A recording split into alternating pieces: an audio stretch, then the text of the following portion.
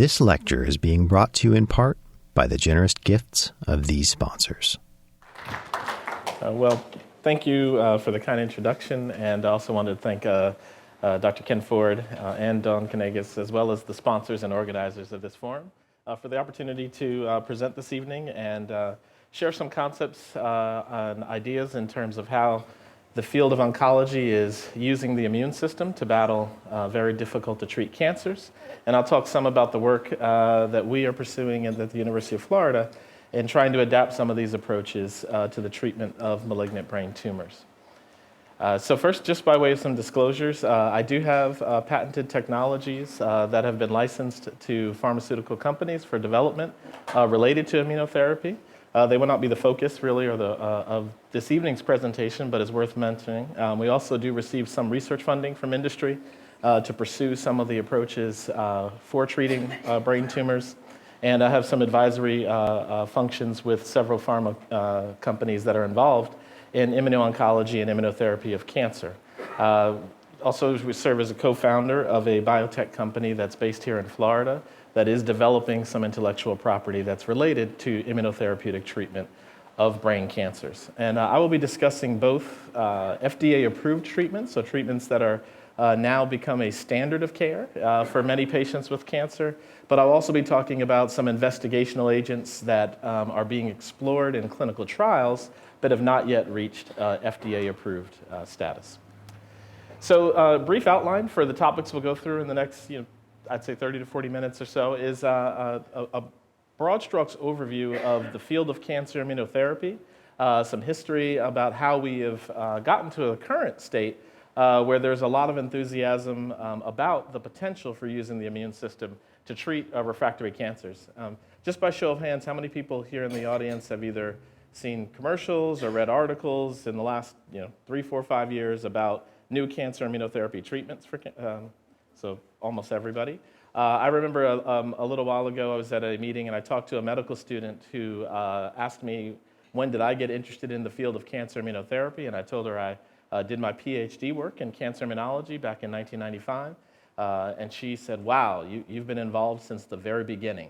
And I said, "No, as we'll discuss, the very beginning is about 125 years ago." And so I felt quite old, but it's been a field that I'll try to demonstrate that conceptually has really leveraged a lot of knowledge, a lot of effort from many physicians and scientists over decades to really reach a point where there is genuine demonstration of the power of the immune system to treat cancers, but still a lot to learn to make this broadly applicable for the majority of patients with cancer. And then I'll talk about targeting tumors, brain tumors with the immune system in general, and some of the major approaches that are being used in the field, and then specifically some adaptation towards treating malignant brain cancers, both for pediatric patients and adults. So how do we get to the current state of cancer immunotherapy? If we look historically as to when people date the first efforts to really use the immune system of a patient to battle their own cancers, like I mentioned, that dates back well over 100 years with surgeon William Coley, who actually read about a patient who had undergone surgical resection and had a partial removal of their tumor, and in the post-operative setting became infected with a bacterial infection. And during the course and the resolution of that infection, the patient's remaining cancer actually disappeared. And what Dr. Coley hypothesized at that time was that perhaps the immune response that the patient had generated against the infection had awakened an immune response that also started to react against that patient's own tumor. And so he began in the late 1800s to purposefully try to infect patients who were undergoing surgical resection for cancer, initially with live bacteria and then with some components that he had extracted from pathogenic agents, to really try to reproduce or initiate this non-specific immune response that hopefully would spread to those patients' cancers. And even though that approach proved not really to be fruitful for the majority of cancers, that concept, it was called Coley's toxins at the time, has actually borne fruit even today. So there is a subset of cancers of the bladder, some superficial bladder cancers, that are actually treated by that very technique, where they are injected with extracted components of a mycobacteria, and the non-specific, or what we call the innate immune response against those bacterial agents or mycobacterial agents, actually induces a immunologic response that can cause significant regression of those cancers. So the concept, at least in that limited setting, did ultimately bear out. But this is what we currently credit for the first attempts at trying to awaken an immune response against cancer. It would really be a period of decades of investigators gaining better understanding of how the immune system works and recognizes tumor cells. And perhaps one of the most significant advances were made by Dr. Steinman and Cohen, who won the Nobel Prize for their discovery of a very small population of immune cells called dendritic cells that are actually the generals of the immune system. So it turns out all of us have these trace population of dendritic cells that sit throughout our bodies, and their job is really to tell the immune system when there is something dangerous in the body to attack and instruct your immune cells what to go after. They also are responsible for telling your immune cells these are normal tissues that you don't want to attack. So they have a very important role in either initiating the army of the immune cells to form an attack or telling them to ignore tissues. And the discovery of these dendritic cells, it turned out, led to an understanding that the initiation of immune responses against bacteria, against viruses, and against cancer cells is really critically dependent on these dendritic cells instructing your immune system that there is something abnormal to go after. And so I'll talk a little bit about how we've leveraged that understanding to actually purposely develop what we call dendritic cell-based vaccines or immunotherapy that really uses these cells in a very specific way.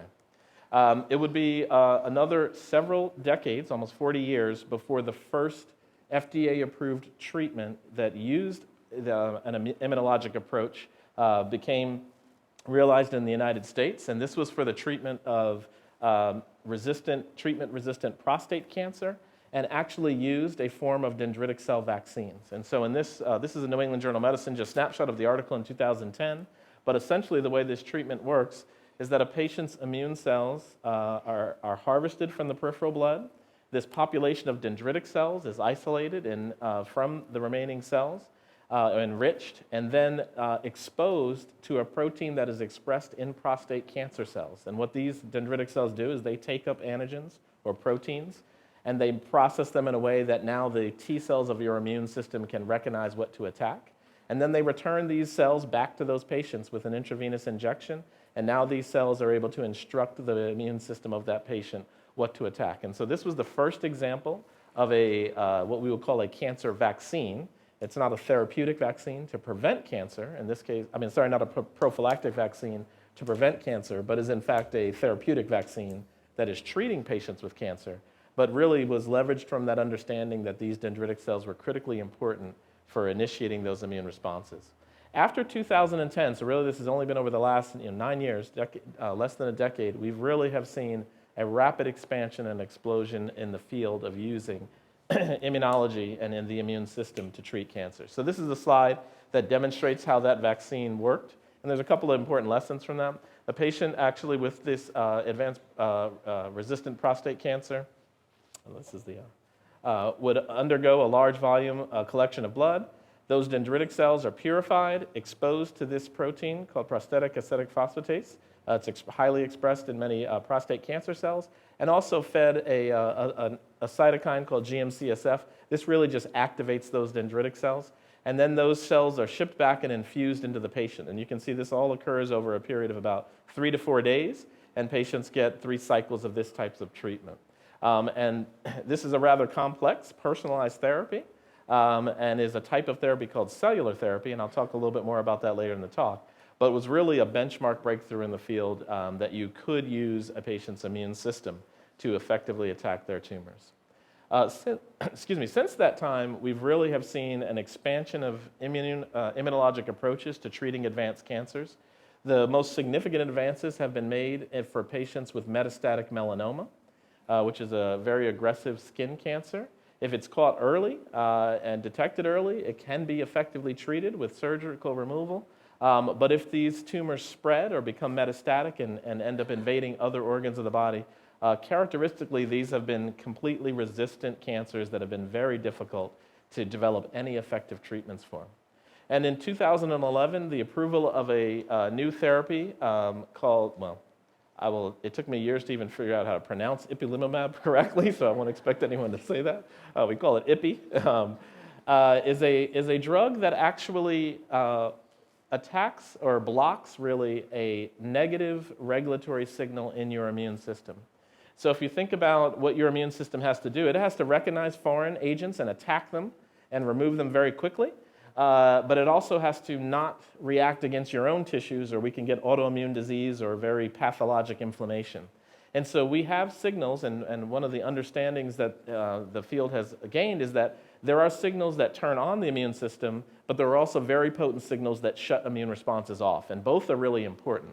What this drug does is it blocks a particular signal that turns the immune system off, and in patients with cancer, these signals are oftentimes upregulated or expressed at very high levels. So it's almost like when you come to a traffic light and it stays red for like 5 or 10 minutes. What do we all do? You just look both ways and drive through, right? No, so imagine a stop sign that's always on, or a stoplight that's always on. What these drugs do is they essentially turn that light back to green, and they allow the immune system to proceed without the brakes on or without these stop signals. This has been a very a breakthrough new type of treatment, and what they found is that patients with metastatic melanoma, when given this drug that allows just their own immune system to proceed in a more aggressive fashion, can have dramatic responses to widespread metastatic disease, and became the first FDA approval in this new class of agents. Shortly after that, another checkpoint, if you will, a regulatory signal called PD-1 was identified and characterized, and shown that if you now deliver drugs that block that stop signal, you can get an even more rigorous immunologic response. And so that became the second class of these agents approved initially for the treatment of metastatic melanoma. 2017, we saw FDA approval for another type of cell therapy. This is a therapy where we harvest the immune cells again from the patient's blood, but this time genetically engineer their T cells, which are the soldiers of the immune system that actually kill tumors. They are engineered to all be specific for that patient's cancer. And so in lymphoma and leukemias, this has been a very effective form of treatment where you take a patient's own cells and essentially take them from being specific for a large number of things to now all being specific for attacking their leukemia or lymphoma. And this has been also, it's called a chimeric antigen receptor, or CAR T cell therapy, but it is essentially re-instructing those T cells to recognize their cancer, and this has been a very rigorous and effective immune treatment for very aggressive leukemias and lymphomas. And so I just showed you a snapshot of new FDA-approved treatments, which means that 8 years ago, these were not treatment options for patients with cancer, and today they are now considered to be a new standard of care. In 2013, the American Association of Science, in their December issue of Science magazine, publishes what they consider to be the most important breakthroughs in science of the year. In 2013, cancer immunotherapy was highlighted by in Science as the most important breakthrough of the year. And subsequently, we've seen essentially for the last 5 years the most significant advances in the treatment of cancer, as at least described by experts in the field, have come out of this field of using the immune system to attack cancers. So the American Society of Clinical Oncology, or ASCO, also each year they name what they consider to be the most important advance in the whole field of clinical oncology each year.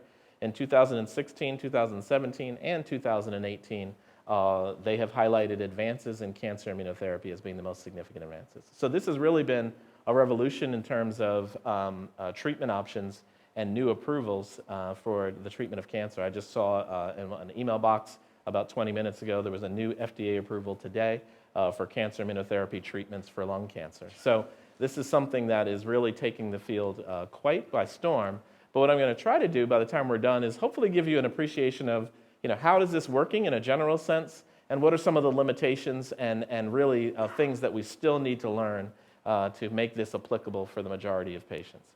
So this is a simplified diagram of how your immune system kills a tumor cell.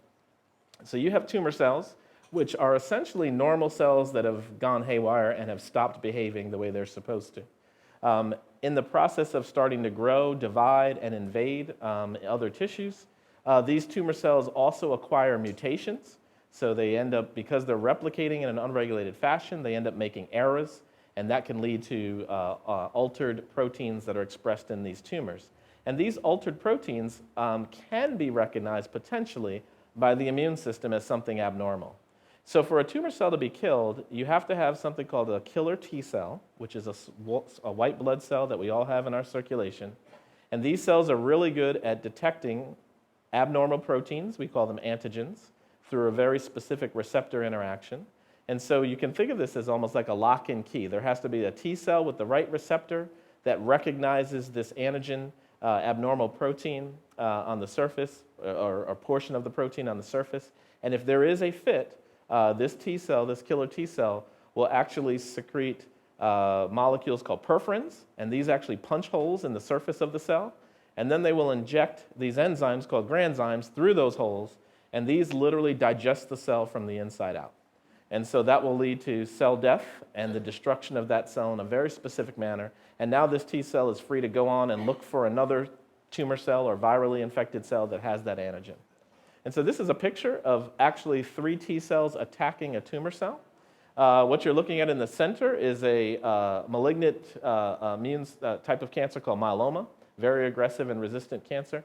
And these are 3 killer T cells, and that they have been stained in such a manner that these perforins these granzymes that I described to you are actually colored in red.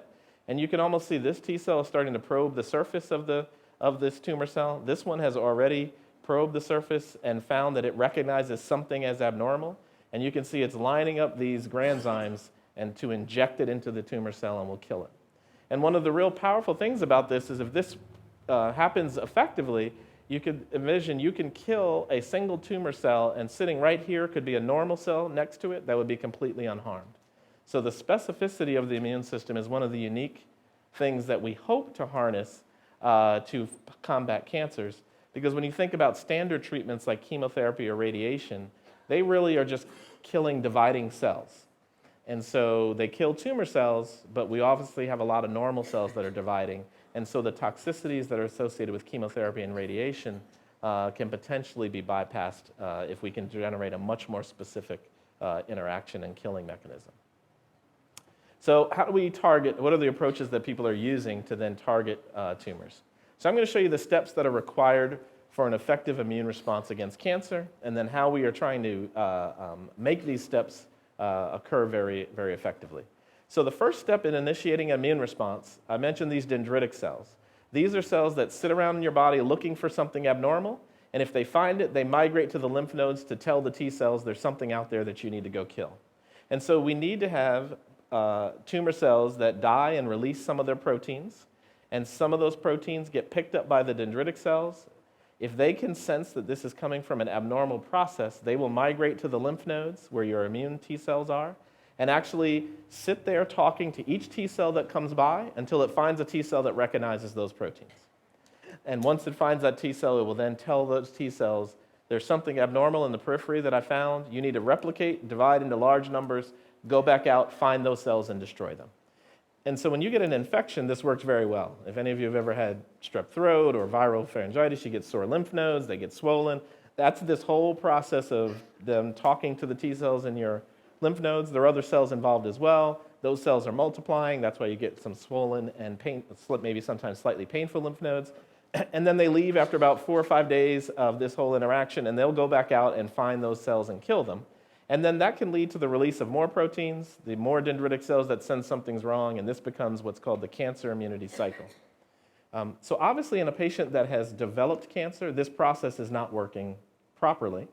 And what we have found through extensive studies is that at every one of these steps, there are ways that those steps can be blocked or downregulated or prevented from occurring so that this whole cycle gets halted at one or more steps. And so cancer immunotherapy, I'm going to talk about a couple of ways we're doing this, in a simplest sense, is trying to intervene to complete this cycle.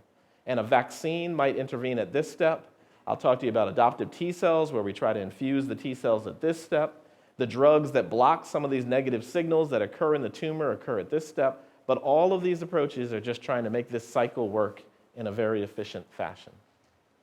So there are 4 major types of cancer immunotherapy that have at least reached FDA approval, meaning that at least in some cancers we know this can work to extend survival and mediate the regression of aggressive diseases. So the longest history of attempts have been trying to develop vaccines, where if we can learn what's abnormal in the tumor cell, we make some formulation and try to boost a patient's immune response so that now the T cells can more efficiently get activated and kill those tumors. The second approach, and I had mentioned that previously, is called adoptive cell therapy. This is trying to bypass all the limitations of trying to induce the response in the patient. And it says, why don't we collect the T cells from the patient, the cells that can kill tumors, modify them in a certain way, expand them large numbers outside the patient. We can generate much larger numbers sometimes doing that, and now return an already activated, expanded population of lymphocytes that are ready to go seek and destroy the tumors. And that's called adoptive cell therapy, and I'll show you some approaches in brain cancer, both with vaccines and this approach that we are using. The third class, which came along later but has been really the most rapid explosion in the past few years, is using these checkpoint inhibitors. These are saying, let's learn those stop signals that are preventing the immune response from working and block those stop signals and allow the patient's own immune response to decide what to attack. And this has been a really, really effective form of treatment for certain cancers. And the last form of therapy, which really didn't start as an immunologic therapy, is actually using viruses to attack tumor cells. And this kind of goes back all the way to William Coley's original hypothesis 125 years ago. So what you can do is modify viruses so that they specifically infect tumor cells. And we know that our immune system is really good at recognizing viruses and making a very strong response against those pathogens. And it turns out that these viruses were originally made to infect the tumor cell, and one of the things viruses do is they replicate inside the cell, and when they're ready to spread, they kill the cell, burst out, and they go infect a lot of other cells. Well, it turns out that although these viruses do that, the most effective approach actually seems to be that once these viruses start to spread in the tumor, your immune system is very good at recognizing viral infections. They typically come in and shut these viruses down so they don't get the chance to go through and kill all the tumor cells. But in that process of generating a really strong immune response against the virus, you can generate a really strong immune response against the cancers. And so people believe that these oncolytic viruses may work through two different mechanisms, starting the killing of some tumor cells and the release of those antigens that I mentioned, but perhaps doing that in a way that's much more potent for stimulating an immune response, and now almost creating a vaccine inside the tumor environment that now proceeds to clear tumor. So this is still being studied to fully understand, but is also a really new and exciting approach to treating cancers and is being explored in a number of different tumor models. So I think almost everybody's hand went up that they've heard of cancer immunotherapy treatments. But one of the big questions is, who really benefits from this form of treatment? This is a simplified graph that really demonstrates where the field is today. If we look at advanced cancers several years ago, with standard therapies like radiation, chemotherapy, surgical resection, we could extend people's survival somewhat, but we were typically unable to create long-term survivors if those disease had spread and to other organs and become metastatic. What we're finding with immune therapy is that you can have these remarkable immunologic responses in patients, but it's a subset of patients that seem to respond to immune therapies. So if you take any of the cancers where there's been FDA approval, and we look at if you treat large numbers of patients with these immune responses, roughly about a third of patients seem to be generating strong immune responses and getting good clinical benefit from treatment. But those patients can have characteristically long-term benefits. So the potential for curing even advanced metastatic diseases in those patients, we're really seeing patients 3, 4, 5, 6, 10 years out that have had complete responses to immune therapy with no evidence of relapse of their disease. And that's been very remarkable, but obviously there's a large number of patients that are still not deriving benefit. And one of the active areas of research is to try to understand, one, can we identify who these patients are that will respond with the existing treatments early and spare treating patients who are unlikely to benefit, direct them to something else. And of course, more importantly, can we find out what are the mechanisms of resistance in those patients, and can we overcome that either through combinations or personalized strategies so that a greater number of patients can benefit. And so where the field is today, I would say that with no treatment, you would look at a survival that looks like this. Standard treatments have maybe extended that for advanced disease. Immunotherapies, we're seeing this significant subpopulation that seem to have long-term durable benefits. And where we are in the research efforts is to really figure out how can we move this survival curves so that the overwhelming majority of patients can really benefit from this remarkable approach to treating cancers. How are we trying to figure this out? One of the things that we have really gained a strong appreciation of is that when you look at cancers at the microscopic level and at the genetic level, they are very complex and heterogeneous, really tissues and organisms. They're not just tumor cells. The tumor microenvironment is infiltrated with all kinds of other cells, immune cells that are responsible potentially for killing tumor cells, immune cells that actually shut down immune responses. There may or may not be these dendritic cells that are directing strong responses. And so the complexity of the tumor microenvironment may be why some patients have a very good response to therapy when you deliver some of these modalities, and others may not respond, maybe because the balance of these activating or suppressive cells we know is very different from patient to patient, and we're trying to gain an understanding of how that influences the response to treatment. And this has really generated a concept of something called a hot or a cold tumor. So if we look at these tumors under the microscope, some of them are infiltrated with lots of immune cells already, and that may be evidence that the patient's own immune system is trying to attack the cancer.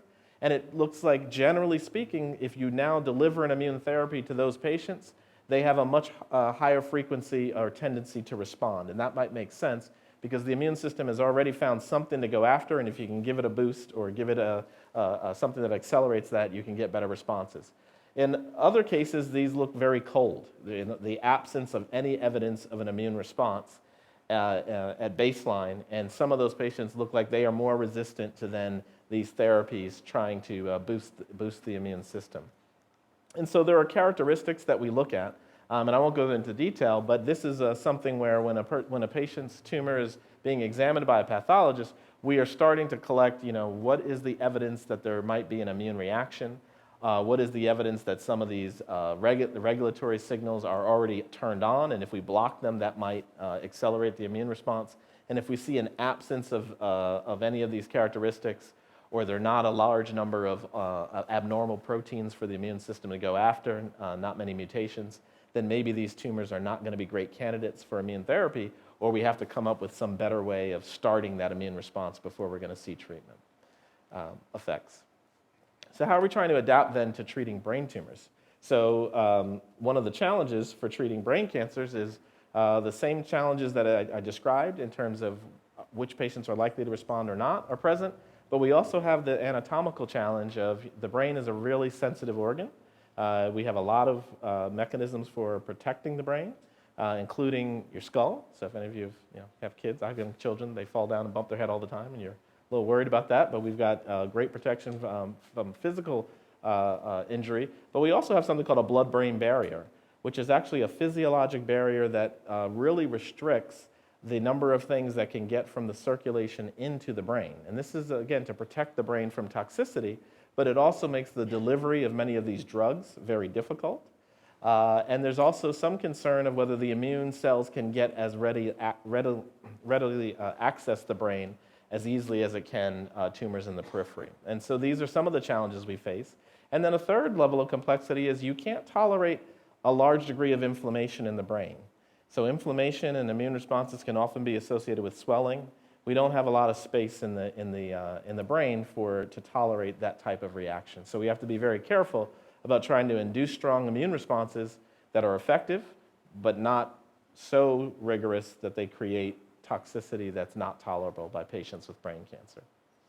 So malignant brain tumors are actually not the most common cancers, but they are one of the most deadly cancers that we face in clinical oncology. They actually account for more deaths per year than melanoma, kidney cancer, or Hodgkin's lymphomas. In children, brain cancers have now become the #1 cause of cancer-related deaths in the pediatric population. And that is because we have made significant advances in treating leukemias, which are far more common in children.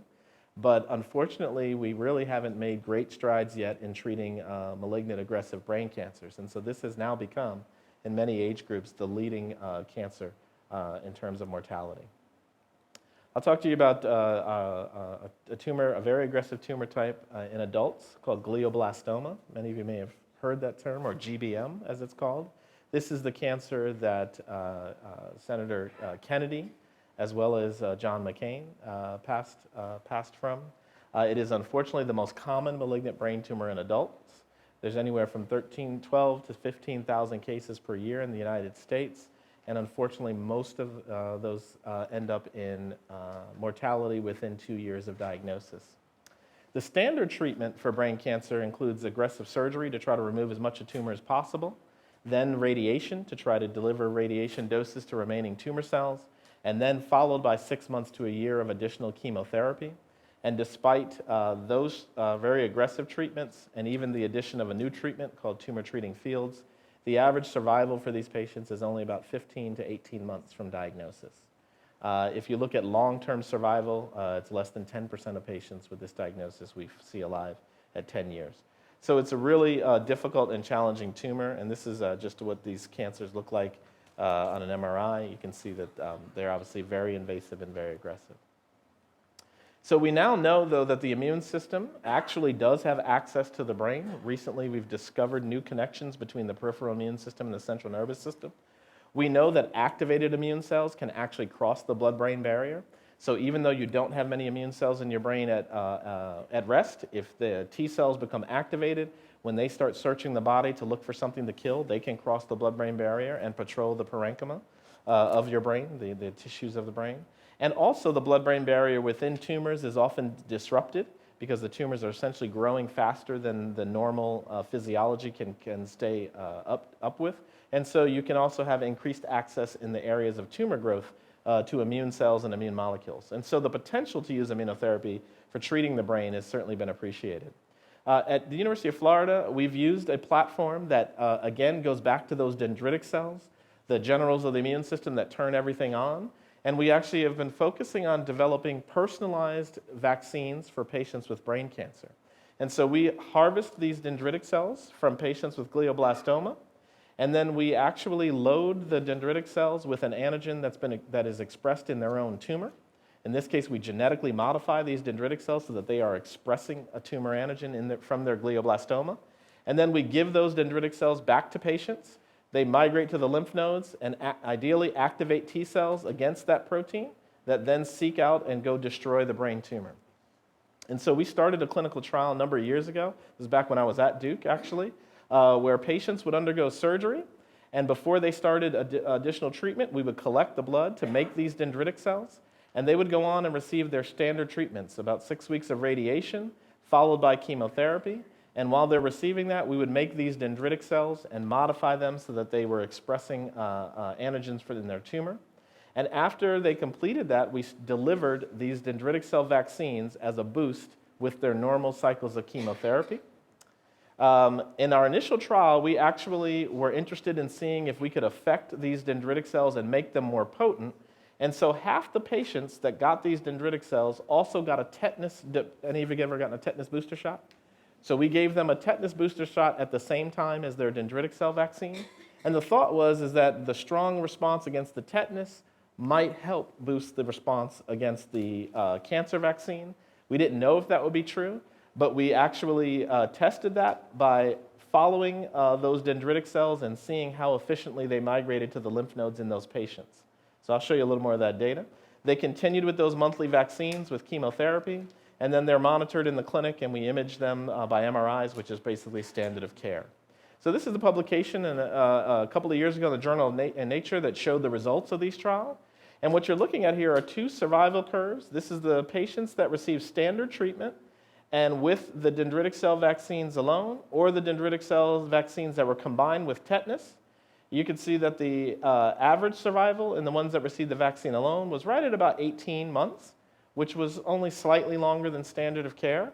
But the ones that received the combination actually had an average survival that exceeded 3 years, and in fact wasn't reached at 36 months. And that was more than twice the survival of the other patients.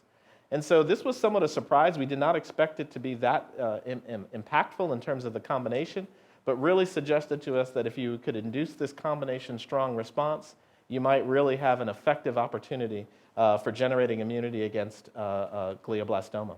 This is actually a picture from a news story that was done actually 2 times on the nightly news. This is a patient, the first patient we enrolled in the study.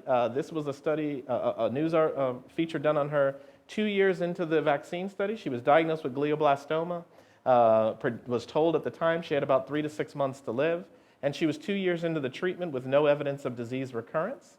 They did a follow-up story on her in 2015 when she was now more than 9 years out from her original treatment with no evidence of recurrence. They did another follow-up story when she was 100 months out, and she's currently 13 years out with no evidence of recurrence of her tumor. And so this is obviously a remarkable responder. We want to see those kind of responses in all patients. I showed you the data. We haven't achieved this type of response in every patient, but we're very encouraged that there may be the potential for improving these responses. This is what the imaging of those patients' dendritic cells actually looks like. So they're actually injected under the skin, in this case in the thigh, and the lymph nodes that they migrate to are lymph nodes called inguinal lymph nodes. And you can actually see at time 0, the cells are all located under the skin, and then if we image the patient 48 hours later, some of them have migrated to the lymph nodes. And we actually had our radiologists who were blinded to what the patients received measure what percentage of the cells actually made it to the lymph nodes. And when we unblinded that study, you could see that the patients that received that combination tetanus toxoid compared to the ones that just received the vaccine alone really had much better activation and migration of those dendritic cells to the lymph nodes, and that actually correlated very strongly with the improved response. So we're really encouraged that this may be an important way of treating these patients, and we're engaged now in a very large-scale clinical trial at the University of Florida. It's in collaboration with my colleagues at Duke, where we're treating 120 patients now with this treatment and hopefully can confirm the benefits of adding this vaccine to standard therapy. The last example I'll show you is from something called adoptive T-cell therapy.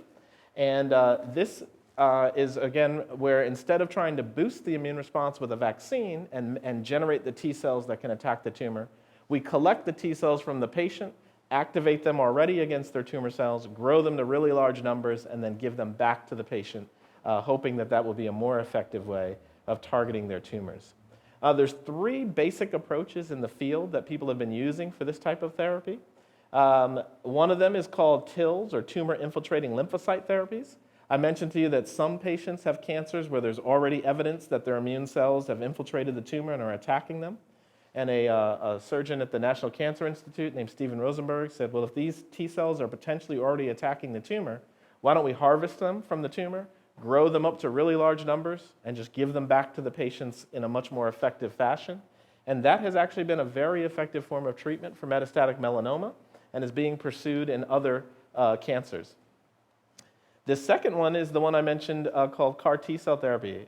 If you don't have a lot of T cells to really harvest from these tumors, if you know there's a target, you can genetically engineer the patient's own T cells to now be tumor specific and then expand them to large numbers and give them back to the patient. Well, in our case, with brain cancers, we don't have a large number of T cells already present at the tumor, and we don't always have a great target that we can engineer the T cells against. And so what we do in this case is we use those same dendritic cells that instruct the T cells what to attack, and we just feed everything the tumor is making to the patient's own dendritic cells, allow those cells to activate the appropriate T cells, expand those to large numbers, and then give them back to the patient. And so this is using the antigen-presenting cells to really make a patient-specific approach. And that has been the approach that we have taken to treat a variety of brain tumors. And so the schema really looks like this. You have a patient that's undergone tumor resection. We also collect blood, just like I showed you before. We make those dendritic cells. We load them with the genes that are being expressed in their own tumor. And instead of delivering these cells back to the patient, we mix them with their own T cells, activate their T cells, expand them to large numbers, and then give them back to the patients after they've completed chemotherapy. So a very complex, personalized treatment approach, but we think is a way of generating perhaps large numbers of T cells that can attack a variety of targets. So we have a number of ongoing clinical trials using this approach for both pediatric and also exploring in adult patients. I'm going to show you some data from a trial called Rematch. This is for children that have a type of brain tumor called medulloblastoma. which if it recurs after normal therapy is essentially completely resistant to any treatment. And so we treated children with relapsed medulloblastomas with aggressive chemotherapy followed by this adoptive cell therapy in patients. And this was a study done from the University of Florida in collaboration with 2 other pediatric hospitals, Children's National Medical Center in Washington, D.C., and Children's Hospital in Los Angeles. And so how this trial worked is these children had their resections at their local institutions. The institutions also collected blood. They shipped both the tumor cells and the blood to the University of Florida. We manufactured or generated those dendritic cells, activated those T cells, expand them, made sure they had the quality that was required to infuse them, and then sent them back to those treatment centers to deliver the therapy locally. And of course, we treated children at our own hospital using the same approach. And so this trial has just recently finished accruing patients, but I'm going to show you a pretty remarkable responder to this type of treatment. This was a 21-year-old who had relapsed medulloblastoma that was metastatic.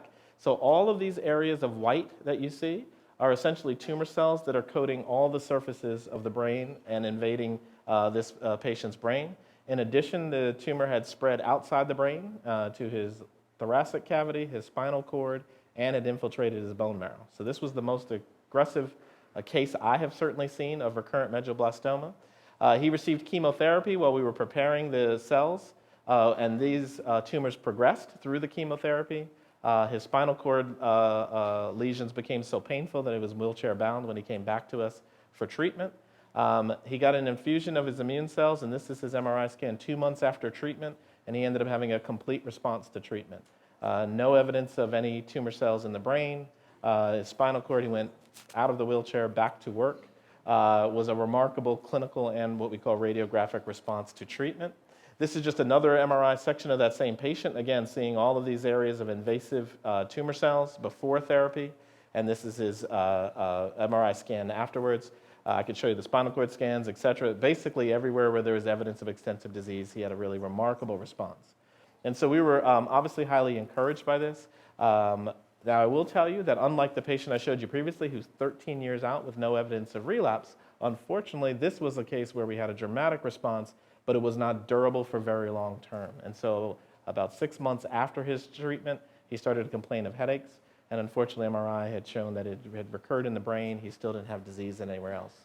So one of the areas of still continued research and understanding is, well, why do we see some patients who have dramatic responses that are durable for a long time, some patients that we don't seem to see these responses in, and then a case like this where we see perhaps the most dramatic response I've personally experienced, and yet his immune system didn't seem to be prolonged long enough to make this durable. So there's still a lot of both enthusiasm but work to do in the field to really have this be a remarkable approach and an important approach for the majority of patients with cancer. And so that's what our lab and many others throughout the country and really internationally are focused on improving these opportunities. So as we wrap up, if we were to think about what does the future look like for this type of treatment, I think that we could safely say that the proof of concept that the immune system can be a very powerful component to engage to combat cancers has been demonstrated in multiple different tumors.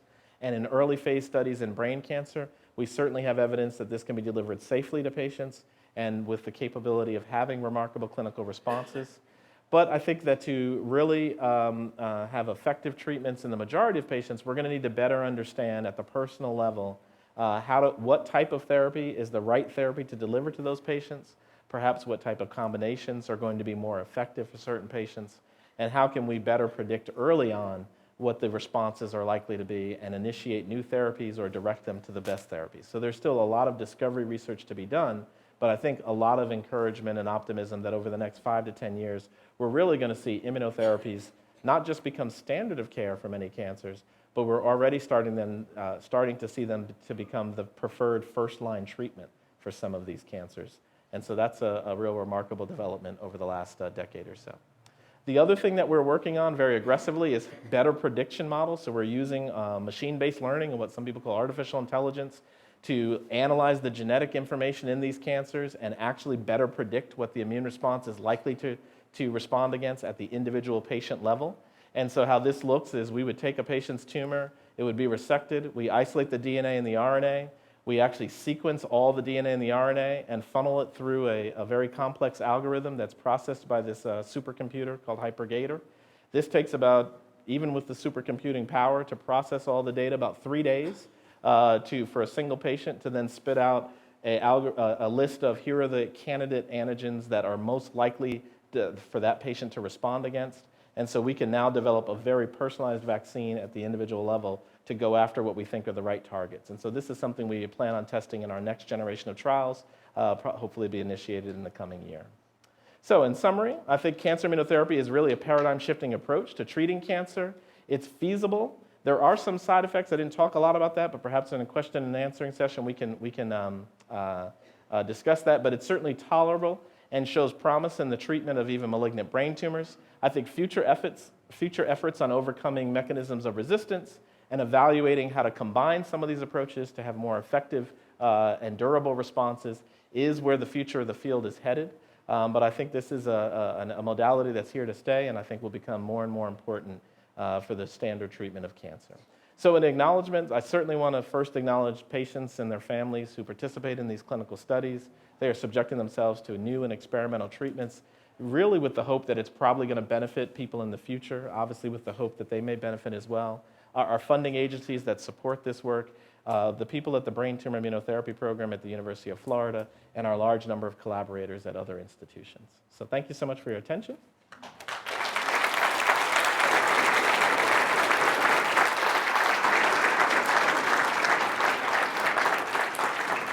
Thank you very much, Dr. Mitchell. So we'll start quick Q&A, and we'll go here, and Brooks in the back, so we'll throw the box. Okay, first question right here.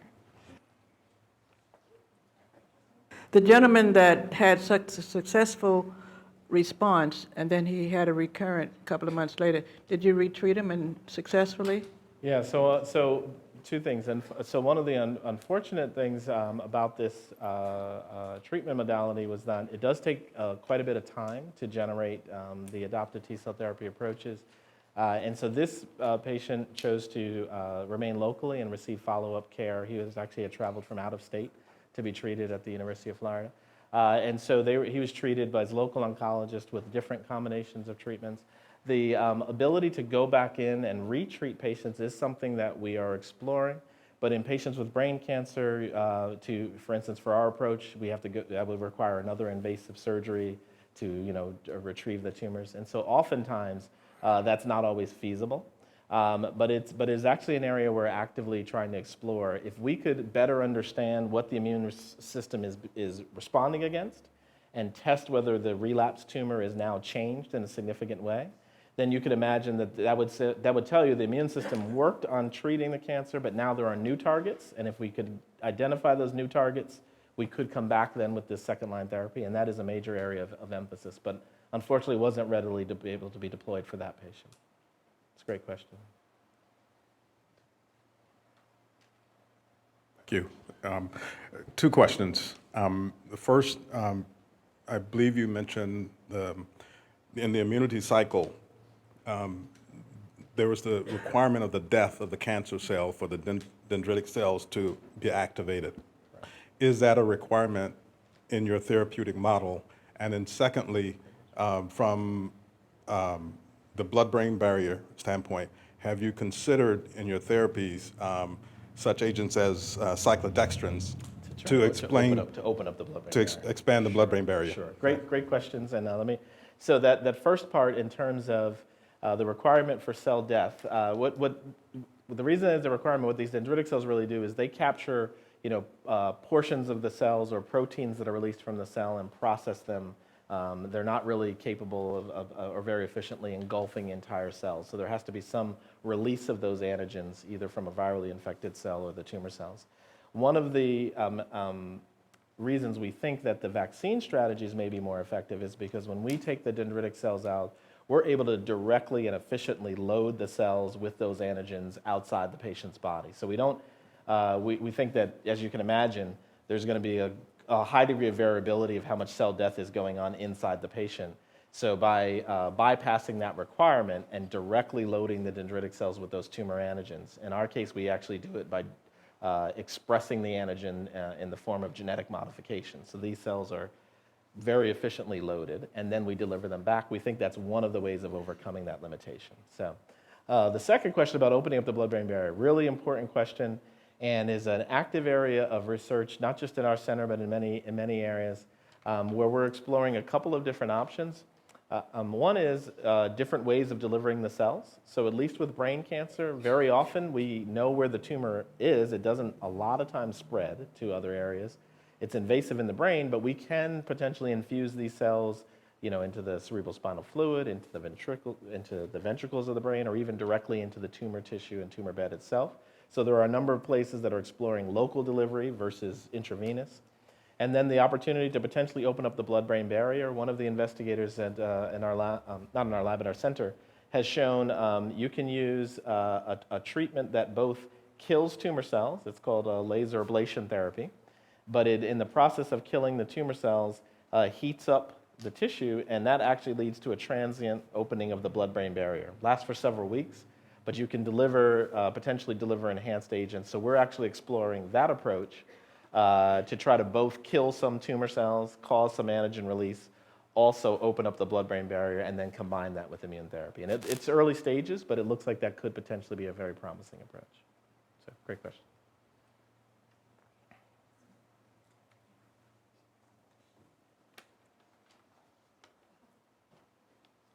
Hi, thank you for your talk. So I was wondering if you investigated whether regular TD booster shots provided any resistance to getting cancer in the first place. I know you showed that it helped the, I believe it was the dendritic cells get to the lymph nodes, but could it also boost the body's immune response before cancer becomes detectable? It's a great question, right? So the thing we'd all love to have is really effective prophylactic cancer vaccines, right? Therapeutics is not where we want to be. Prevention is where we'd prefer to be. The short answer is we have not explored that in a systematic manner. What we did do is we created a preclinical model of what we observed in patients, and what we showed there is that to get the effect against the cancer cells, a TD booster alone wasn't effective. If you used dendritic cell vaccines that weren't targeting the tumor and combined it with tetanus, that wasn't effective. You really had to have a vaccine that was targeting the tumor antigen and the tetanus booster delivered in order to see the enhanced effects against the established cancers. So that doesn't directly address whether just giving the booster alone might prevent the evolution of cancer, but it was suggestive that because we couldn't see any therapeutic effects, by themselves or without the appropriate combination, that this may be need the requirement of you delivering something that's really a strong response against the cancer itself. You would need large population studies to kind of answer that question, but we are with some other collaborators trying to think about prophylactic cancer vaccines.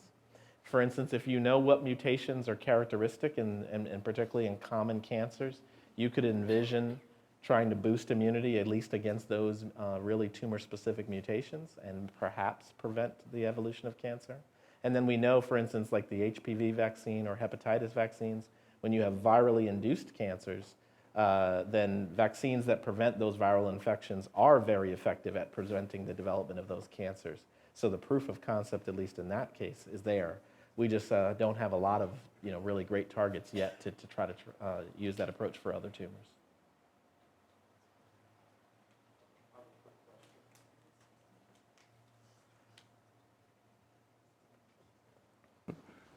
Real quick question. Sure.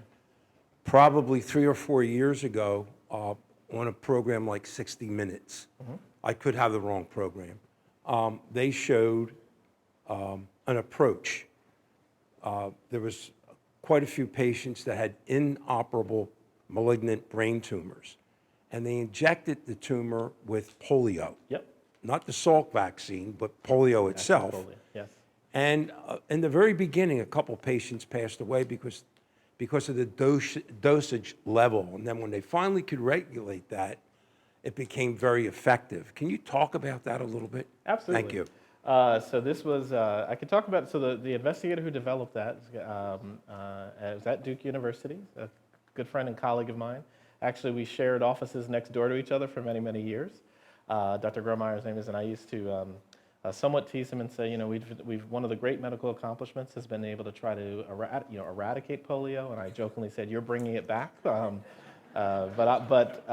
he worked on what that fourth category I talked about called oncolytic viruses, where you modify the virus. And so what they've done is they've taken a modified polio virus that is specifically infects the glioblastoma tumor cells and does not cause the clinical symptoms from infecting normal tissues.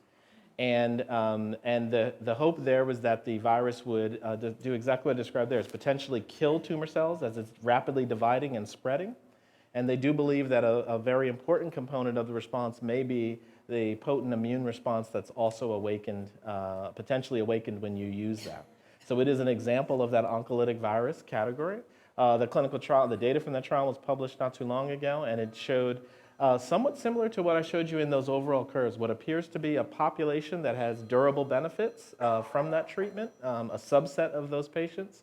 And so it's potentially very promising for, one, being able to treat those subsets effectively and also build upon, perhaps with combinations or other strategies, to make it even more effective for other patients. So that has been continued to be developed and explored by my colleagues there at the university, and really they believe is leveraging some of these immune responses as well.